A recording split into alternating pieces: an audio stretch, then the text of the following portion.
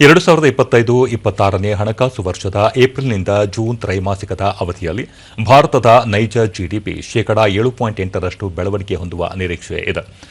ಕಳೆದ ಹಣಕಾಸು ವರ್ಷದ 4ನೇ ತ್ರೈಮಾಸಿಕದಲ್ಲಿ ಜಿಡಿಪಿ ಶೇಕಡಾ 7.4ರಷ್ಟಿತ್ತು. ಆದರೆ ಹಿಂದಿನ ಹಣಕಾಸು ವರ್ಷದ ಮೊದಲ ತ್ರೈಮಾಸಿಕದಲ್ಲಿ ಅದು ಶೇಕಡಾ 6.5ರಷ್ಟು ಇತ್ತು. ಅಂಕಿಅಂಶಗಳು ಮತ್ತು ಕಾರ್ಯಕ್ರಮ ಅನುಷ್ಠಾನ ಸಚಿವಾಲಯ ಬಿಡುಗಡೆ ಮಾಡಿರುವ ಅಂದಾಜಿನ ಪ್ರಕಾರ ಇದೇ ಅವಧಿಯಲ್ಲಿ ನಾಮಾಂಕಿತ ಜಿಡಿಪಿ ಶೇಕಡಾ 8.8ರಷ್ಟು ಬೆಳವಣಿಗೆ ದರ ಕಂಡಿದೆ. ಕಳೆದ ಹಣಕಾಸು ವರ್ಷದ ಮೊದಲ ತ್ರೈಮಾಸಿಕದಲ್ಲಿ ದಾಖಲಾದ ಶೇಕಡಾ 1.5ರ ಬೆಳವಣಿಗೆ ದರಕ್ಕೆ ಹೋಲಿಸಿದರೆ ಕೃಷಿ ಮತ್ತು ಸಂಬಂಧಿತ ವಲಯಗಳ ನೈಜ ಒಟ್ಟು ಮೌಲ್ಯವರ್ಧಿತ ಬೆಳವಣಿಗೆ ದರ ಶೇಕಡಾ 3.7ರಷ್ಟು ಇದೆ.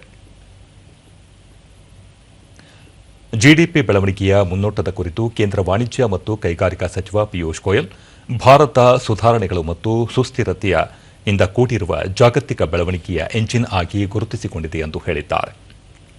ಪೆಟ್ರೋಲಿಯಂ ಹಾಗೂ ನೈಸರ್ಗಿಕ ಅನಿಲ ಸಚಿವ ಹರ್ದೀಪ್ ಸಿಂಗ್ ಪುರಿ, ಭಾರತ ಜಾಗತಿಕ ಮಟ್ಟದಲ್ಲಿ ಅತಿ ವೇಗವಾಗಿ ಅಭಿವೃದ್ಧಿ ಹೊಂದುತ್ತಿರುವ ಬೃಹತ್ ಆರ್ಥಿಕತೆಯಾಗಿದ್ದು, ಈ ಅಂಕಿಅಂಶಗಳು ಸ್ವಾಗತಾರ್ಹ. ಕೆಲವೇ ಸಮಯದಲ್ಲಿ ಭಾರತದ ಆರ್ಥಿಕತೆ 3ನೇ ಸ್ಥಾನಕ್ಕೆ ತಲುಪಲಿದೆ ಎಂದು ತಿಳಿಸಿದ್ದಾರೆ.